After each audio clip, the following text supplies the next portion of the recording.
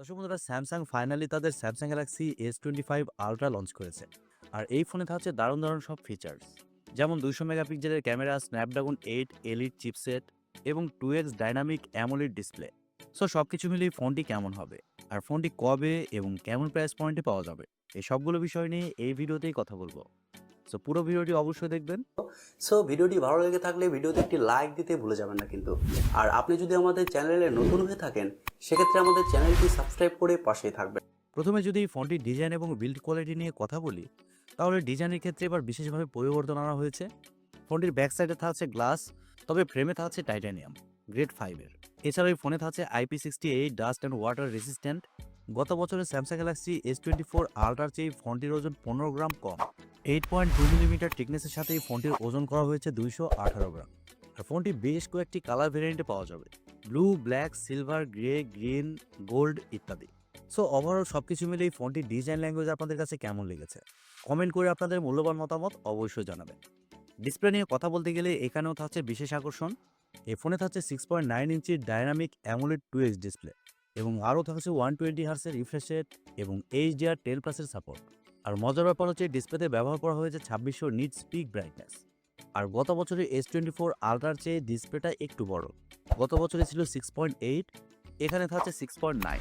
আর ডিসপ্লের প্রোটেকশন হিসেবে থাকছে কর্নিং গরিলা আর্মার 2। ফোনটির সফটওয়্যার এবং পারফরমেন্স নিয়ে কথা বলতে গেলেই ফোনে থাকছে অ্যান্ড্রয়েড 15, যার ব্যাকএন্ডে থাকছে One UI 7।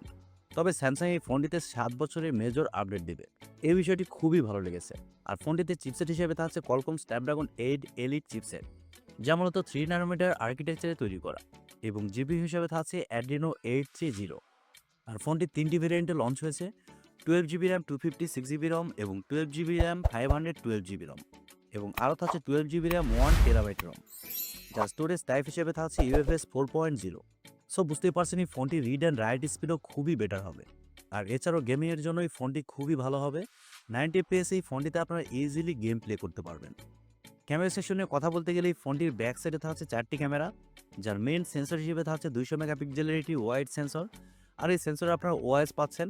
এবং সেকেন্ডে থাকছে 50 মেগাপিক্সেলের পেরিস্কোপ টেলিফটো সেন্সর, আরও থাকছে 50 মেগাপিক্সেলের আলট্রা ওয়াইড সেন্সর, এবং এছাড়াও থাকছে 10 মেগাপিক্সেলের টেলিফটো সেন্সর।